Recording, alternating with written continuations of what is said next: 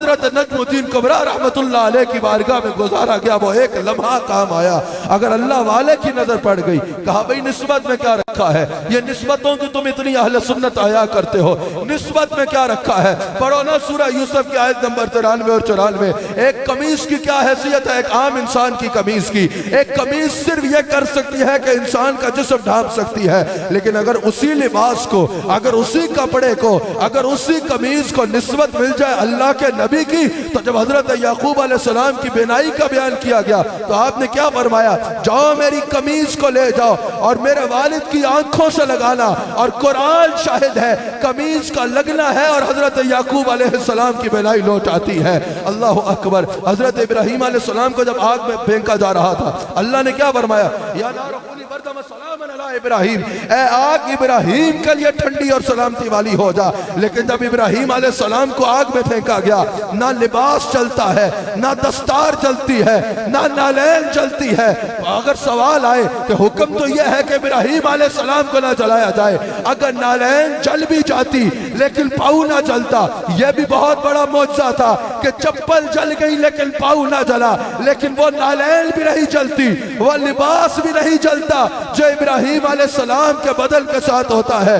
ارے خود سوچو، اگر ایک نالین کو حضرت ابراہیم سے نسبت ہو جائے تو اس نالین کو دنیا کی آگ نہیں جلاتی۔ اگر حضور علیہ السلام کا غلام کوئی خاتم النبیین کی نسبت اپلائے گا تو اس کو جہنم کی آگ کہا جائے گا۔ اللہ اکبر۔ امام سیوطی نے بھی نقل کیا، دیگر بھی محدثین اس کو نقل کرتے ہیں۔ حضرت انس کو ان کی والدہ سے ایک رومال ملا، وہ کھانا کھاتے رومال سے اپنا ہاتھ جو بھی اس میں لگتا وہ لگتا اور اس کو تندور میں پھینک دیا کرتا، آگ اسے اجلا کر کے باہر کر دیتی۔ امام سیوطی نے بھی اس کو نقل کیا۔ اللہ اکبر۔ لوگوں نے پوچھا کہ آگ کا کام تو جلانا ہے، آپ آگ سے کپڑے دھو لینے کا کام لے رہے ہیں، آگ جلاتی نہیں اس رومال کو بلکہ اجلا کر کے باہر پھینک دیتی ہے، اس کی کیا وجہ ہے؟ حضرت انس نے جواب دیا، یہ رومال کوئی عام رومال نہیں ہے، یہ رومال وہ ہے کہ ایک مرتبہ رسول اللہ علیہ السلام نے کھانا تناول فرمایا تھا اور اس رومال سے اپنے ہاتھ مبارک کو دست کیا تھا۔ میرے آقا علیہ السلام کا ہاتھ مبارک جب سے اس رومال پہ لگا ہے نا، دنیا کی آگ اسے جلا نہیں سکتی بلکہ اجلا کر کے باہر کر دیتی ہے۔ اگر تم رسول اللہ کے ہاتھ کی نسبت پالو، اگر رومال کو میرے نبی کے ہاتھ سے نسبت ہو جائے تو اس کو آگ نہیں جلاتی، تو آج اگر کسی رسول اللہ علیہ السلام کے امتی کو حضور کے دست حق کی نسبت مل جائے، آج آپ کو کیسے ملے گی؟ یہ جو سلسلہ طریقت ہے، آپ کا ہاتھ اپنے شیخ کے ہاتھ میں، میرا ہاتھ میرے شیخ کے ہاتھ میں، ان کا ہاتھ چلتے ہوئے جائے گا جس سلسلے سے ہے حضرت غوث اعظم کے ہاتھ میں یا حضرت معین الدین چشتی اجمیری کے ہاتھ میں، ان سے چلتے چلتے آگے میں نقشبندی ہوں، میرا ہاتھ جائے گا مجدد الفسانی کے ہاتھ میں، حضرت بہاؤالدین نقشبند کے ہاتھ میں، حضرت سیدنا صدیق اکبر رضی اللہ تعالیٰ عنہ کے ہاتھ میں، کرتے کرتے اس نسبت کو دست مصطفیٰ علیہ السلام کے ساتھ نسبت ہوگی۔ اگر نسبت ٹوٹی نہ ہوئی، تمہارے اکابرین کی نسبت بھی کامل ہوئی، عقیدہ بھی کامل ہوا، تو یہ نسبت ان کے ہاتھ کی نہیں، در حقیقت یہ نسبت تمہیں مصطفیٰ علیہ السلام کے دست کرم کی نسبت تک پہنچا دے گی۔ اللہ اکبر۔ مجھے بتاؤ نا، اصحاب کہف کے کتے نے کیا کیا تھا؟ نسبت میں کیا رکھا ہے؟ اصحاب کہف کے کتے نے کون سا ایسا کام کیا تھا کہ قرآن کا موضوع بن گیا؟ اور ایک روایت کے مطابق قیامت کا دن اسے جنت میں بھیجا جائے گا، اس نے صرف یہ کیا تھا، بنی اسرائیل کے ولیوں کے دروازے پہ بیٹھ گیا تھا، صرف ان کے ولیوں کے دروازے پہ بیٹھا، اتنی نسبت ملی اس کتے کو، قرآن کا موضوع بن گیا۔ اور ایک روایت کے مطابق قیامت کا دن جنت میں جائے گا، اور رسول اللہ کے غلاموں اگر بنی اسرائیل کے ولیوں کے ساتھ کوئی کتا نسبت پالے تو قرآن کا موضوع بنے، اور ایک روایت کے مطابق جنت میں جائے اگر محمد الرسول اللہ خاتم النبیین صلی اللہ علیہ وآلہ وسلم کے دست مبارک کے ساتھ کوئی انسان نسبت پائے گا تو اس کا عالم کیا ہوگا، اس کا کوئی تصور بھی نہیں کر سکتا۔ مبارک ہو ان لوگوں کو جن کو اللہ والوں کا دامن نصیب ہے۔ 4 سے 5 منٹ میں نے اپنی بات کو ختم کرنا ہے، مجھے آپ کی بھرپور توجہ درکار ہے۔ مبارکباد کے مستحق ہیں وہ لوگ جن کو اللہ اللہ کے ولیوں کا دامن نصیب ہوا ہے، ان ولیوں کا دامن نصیب ہوا ہے جو شریعت کے پابند ہیں اور شریعت کا درس دیتے ہیں، ان ولیوں کا دامن نصیب ہوا ہے جو مصطفیٰ علیہ السلام کی محبت کو سینوں میں بھرتے ہیں، ان ولیوں کا دامن نصیب ہوا ہے اس پرفتن دور میں جو عقیدہ اہل سنت کو بیان کرتے ہیں، عقیدہ اہل سنت کے ساتھ آپ کو جوڑ کے رکھتے ہیں۔ ایسے عاقاملین کا دامن تھام کے رکھنا، یاد رکھنا، کوئی جتنا بھی علم پڑھ لے، کوئی جتنا بھی تقوی حاصل کر لے، جب تک اللہ والوں کی نگاہ میں آئے گا تو بیڑا پار ہوگا۔ حضرت نعمان بن ثابت، امام اعظم، امام ابو حنیفہ رضی اللہ تعالیٰ عنہ، سارے علوم حاصل کرنے کے بعد آخر میں حضرت امام جعفر صادق کی بارگاہ میں جاتے ہیں اور 2 سال ان سے اکتساب علم بھی کرتے ہیں، اکتساب فیض بھی کرتے ہیں، اور فرماتے ہیں کہ اگر میں ہو جاتا، پتہ چلا کہ کتنا بھی علم ہو، اور یاد رکھنا پھر جو علم کا نور اللہ والے کی نگاہ سے نصیب ہوتا ہے نا، آپ نے جلال الدین سیوطی رحمہ اللہ کا نام سنا ہوگا، یقیناً ان کی تصانیف سے بھی استفادہ کرتے ہوں گے۔ امام جلال الدین سیوطی کہتے ہیں میں ایک دفعہ حدیث لینے مصر جا رہا تھا، تو رستے میں میری ملاقات ہوئی حضرت شہاب الدین ساری سے۔ پوچھا کہ سیوطی کہاں جا رہے ہو؟ کہا حدیث لینے کے لیے سفر کر رہا ہوں۔ کہا کہ کہاں جا رہے ہو؟ کہا مصر جا رہا ہوں۔ اتنی دور جا رہے ہو؟ میرے مصلی پہ بیٹھ جاؤ۔ امام سیوطی کہتے ہیں کہ میں بیٹھا، میں نے سوچا کوئی عالم آ کے مجھے حدیث بتائے گا، یہ جو اللہ والوں کی نگاہ سے پھر نور میسر آتا ہے نا علم کا۔ کہا کہ میں نے سوچا کہ کوئی عالم آ کے مجھے حدیث بتائے گا۔ کہا ہوا کیا کہ میں نے آنکھوں کو بند کیا تو میں نے دیکھا حضور کا مجھے دیدار ہوتا ہے۔ حضور علیہ السلام مجھے خود اپنی حدیث کی، اس حدیث جس کی میں تلاش میں تھا، اس کی تصدیق فرماتے ہیں اور اس کے بارے میں ارشاد فرماتے ہیں۔ کہتے ہیں میں نے آنکھیں کھولی، شہاب الدین ساری نے پوچھا سیوطی جو ڈھونڈ رہے تھے مل گیا؟ کہا حضور مل گیا۔ کہا آپ جا سکتے ہو؟ کہا حضور اب جانا نہیں ہے، اب مجھے یہ بتائیے یہ مقام ملا کیسے؟ آپ کو بھی سننا ہے یہ مقام کیسے ملا، اس کو کر کے دیکھ لینا۔ امام سیوطی کہتے ہیں مجھے میرے شیخ شہاب الدین ساری نے کہا، بعد میں انہوں نے ان کے ہاتھ پر ان سے نسبت بھی اپنائی، کہا کہ انہوں نے کہا کہ زندگی میں 70 دن ایسے گزارو کہ حضور علیہ السلام کے سوا تصور کہیں جائے ہی نہیں، کوئی بات نہ آئے حضور کے سوا ذہن میں، توجہ پوری حضور علیہ السلام کی طرف رہے، دنیا سے کٹ جاؤ اور حضور کے ساتھ لگا لو، تمہیں یہ مقام مل جائے گا۔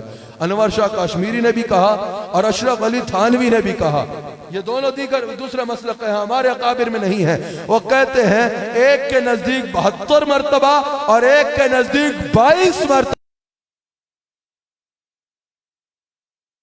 السلام کی زیارت ہوئی ہے۔ حضور علیہ السلام کی نسبت کو اپنا لو، اس اولیاء اللہ کی نسبت کو اپنا لو۔ آخری ایک حدیث سن لیجئے بخاری کی جس میں میری بات مکمل ہوگی۔ میں نے حضرت کا حکم تھا، حضرت نے شفقت فرمائی، وہاں تشریف لا کے مجھے حکم فرمایا، اس حکم پہ احساس ہے میں نے یہاں سے ابھی آج ہی جلال پور بھٹیا میں بھی خطاب کرنا ہے، اور پھر جو ہے وہ گجرانوالہ، پھر سیالکوٹ جانا ہے، کل کراچی میں بھی جو اروائی کا ہر سال ایک اجتماع ہوتا ہے ربیع الاول کا وہ ہے۔ تو میں نے بس ایک حدیث شریف سن لیجئے اور میں صرف حاضری لگانے کے لیے آیا۔ اللہ آپ کو اور مجھے ہم سب کو اس عرس کی اور صاحب عرس کے فیضان کی برکت نصیب فرمائے۔ اللہ والوں کی نسبت کے اوپر بات کر رہا ہوں، ایک حدیث شریف سن لیجئے۔ حضور علیہ السلام فرماتے ہیں قیامت کے دن ایک اللہ والا جنت میں جا رہا ہو، جہنم میں نظر ڈالے گا تو دیکھے گا کہ اس کی مجلس میں بیٹھ کے ذکر کرنے والے، اس کی مجلس میں بیٹھنے والے کچھ لوگ جہنم میں جل رہے ہیں، وہ اللہ کریم کی بارگاہ میں واپس جائے گا۔ حضور فرماتے ہیں وہ اللہ سے جھگڑے گا اپنے اس مرید کی خاطر، اپنے اس ساتھ بیٹھ کے اس ذکر کرنے والے کی خاطر، اپنے اس شخص کی خاطر اللہ کی بارگاہ میں عرض کرے گا۔ اللہ تعالیٰ کی بارگاہ میں کیا عرض کرے گا؟ بڑے غور سے میری بات کو سنیے گا، یہ آخری 2 منٹ اللہ والوں کے ساتھ نسبت کا فیضان بتانا چاہتا ہوں کیا ہے اور اس کا مقام اور معیار کیا ہے۔ لوگ کہتے ہیں تم وقت ضائع کرتے ہو، اللہ والوں کے ساتھ میں کیا رکھا ہے؟ نماز گھر میں بھی پڑھ سکتے ہو، ذکر گھر میں بھی کر سکتے ہو، تلاوت گھر میں بھی کر سکتے ہو، دعا گھر میں بھی کر سکتے ہو۔ یہ اللہ والوں کی مجلس میں جانے کی وجہ کیا ہے؟ آؤ اس حدیث بخاری نے کھول کے بیان کر دیا۔ حضور فرماتے ہیں کہ وہ اللہ نماز پڑھتا تھا جو جہنم میں ہے، علماء جلوہ گر ہے، وہ میرے ساتھ ذکر کرتا تھا، وہ میرے ساتھ نماز پڑھتا تھا، وہ میرے ساتھ عمال کرتا تھا۔ اب حدیث بتا رہی ہے نماز پڑھتا تھا لیکن جہنم میں ہے، سمجھ آئی؟ روزے رکھتا تھا لیکن جہنم میں ہے۔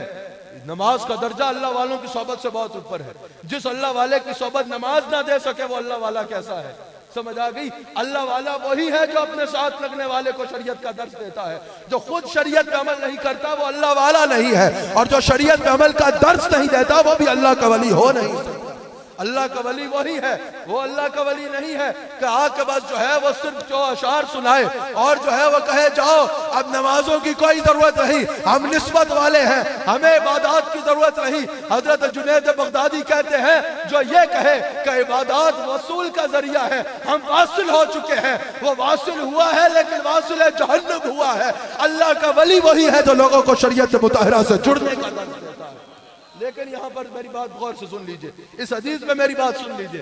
حضور علیہ السلام نے فرمایا وہ کہے گا وہ میرے ساتھ نماز پڑھتا تھا، میرے ساتھ روزہ رکھتا تھا، میرے ساتھ ذکر کرتا تھا، پتہ چلا نماز پڑھتا تھا لیکن جہنم میں ہے، روزہ رکھتا تھا لیکن جہنم میں ہے۔ اللہ کریم فرمائے گا تیرے ساتھ نماز پڑھتا تھا، تیرے ساتھ روزے رکھتا تھا، تیرے ساتھ بیٹھ کے میری عبادت کرتا تھا، جا جہنم کے کنارے پہ اس کو نکال اور اپنے ساتھ جنت میں لے جا۔ اب میں سوال کرتا ہوں، نماز پڑھتا تھا لیکن جہنم میں گیا، روزہ رکھتا تھا لیکن جہنم میں گیا، اس مقام پر بعد میں اس نے پھر بھی نکل آنا تھا، لیکن اس مقام پر جہنم سے نکلنے کا باعث خالی نماز بنی یا اللہ والے کے ساتھ پڑھی جانے والی بنی؟ بتاؤ۔ اس حدیث بخاری میں جو اس وقت جہنم سے نکلنے کا باعث بنا وہ خالی روزہ بنا یا اللہ کے ولی کے ساتھ رکھنے والی عبادت بنی؟ اللہ کے ولی کے ساتھ جڑ کے جو عمل کیا جائے۔ اسی لیے قاملین کے ساتھ وابستہ رہو۔